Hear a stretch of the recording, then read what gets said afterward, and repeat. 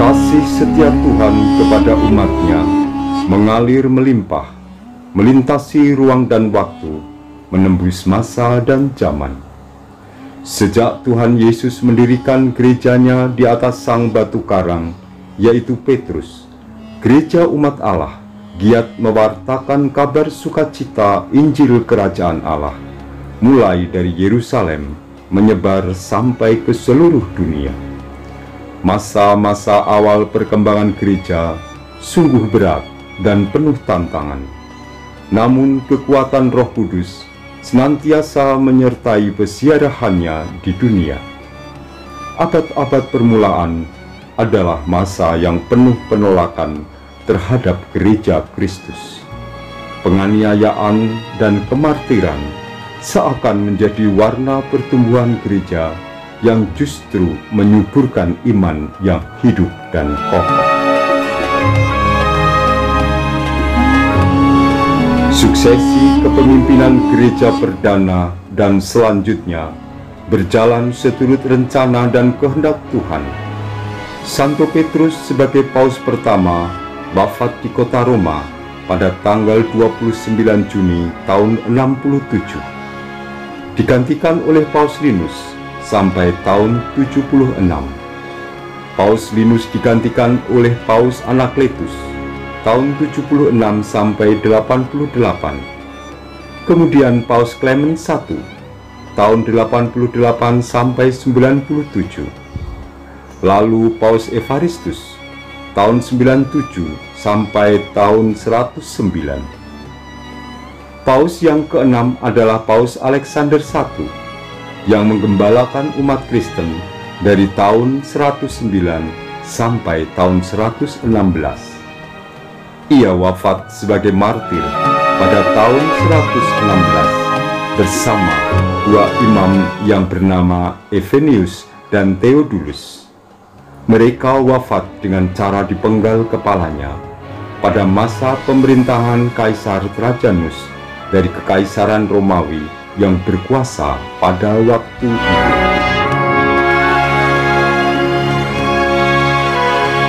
Menurut buku kepausan Liber Pontificalis, selain memangku jabatan sebagai paus, Santo Alexander juga merupakan uskup Roma yang menaruh perhatian besar pada liturgi gereja.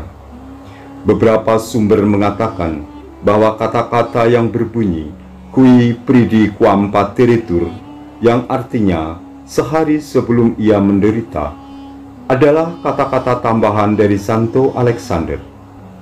Kata-kata ini menceritakan perbuatan dan kata-kata Yesus sewaktu ia mengadakan Ekaristi Kudus pada perjamuan terakhir.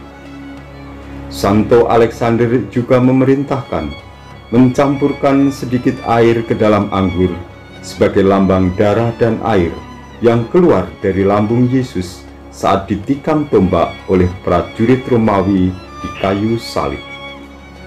Warisan dari Santo Alexander juga terwujud dalam pengesahan praktek pemberkatan rumah dengan air suci. Demikianlah, sejak saat itu penggunaan air suci berkembang lebih luas untuk berbagai kebutuhan ibadat atau ritus pemberkatan.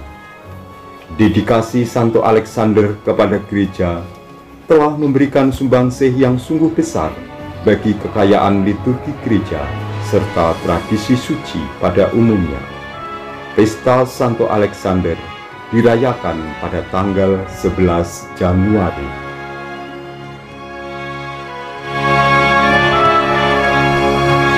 Nama Santo Alexander dipilih untuk menandai totalitas pelayanan umat lingkungan, sebagaimana Paus Alexander I membaktikan hidupnya bagi perkembangan gereja agar layak dan pantas sebagai mempelai Kristus yang tak bercacat dan bernoda hingga akhir hayatnya sebagai martir suci. Di bawah lindungan Santo Alexander, diharapkan umat lingkungan mampu meneladan dan menghidupi spiritualitas pelayanan yang sungguh serta tangguh dalam sukacita yang penuh.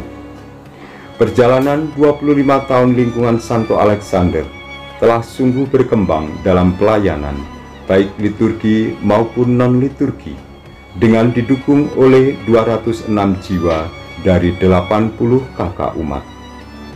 Perjalanan ini juga melintasi masa pergantian status dan penggembalaan gereja. Dari status kapel Yesus Maria Yosef di bawah penggembalaan paroki Santo Paulus Sendangguo menjadi gereja Santa Maria Bunda Allah di bawah penggembalaan paroki administratif Lamongan Indah. Dari penggembalaan oleh kongregasi MSF Misionari Sacra Familia menuju penggembalaan ortodiosesan Keuskupan Agung Semarang. Terhitung mulai tanggal 1 Januari 2023 yang bertepatan dengan Hari Raya Santa Maria Bunda Allah.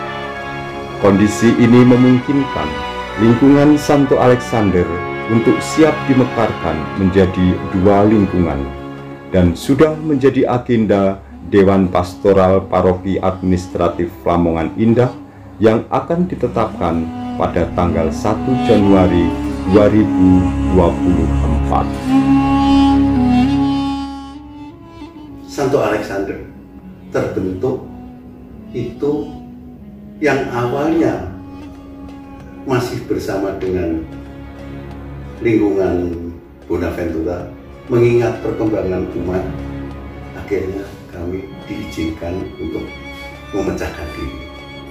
Sehingga dengan segala yang ada kita punyai, akhirnya sampai pada saat akhir kami menjabat umat itu sudah menjadi 38 kakak. Itu pun dengan jarak yang cukup jauh-jauh. Sedangkan di dalam perjalanan selama 2 tahun kita mengalami pasang surut. Dalam pasang surut itu, ya itulah satu kehidupan untuk menuju pada apa yang diharapkan oleh Yesus. Perlu kita ketahui bersama, pada waktu pemilihan ketua lingkungan yang pertama, sebetulnya saya itu tidak terpilih sebagai ketua lingkungan.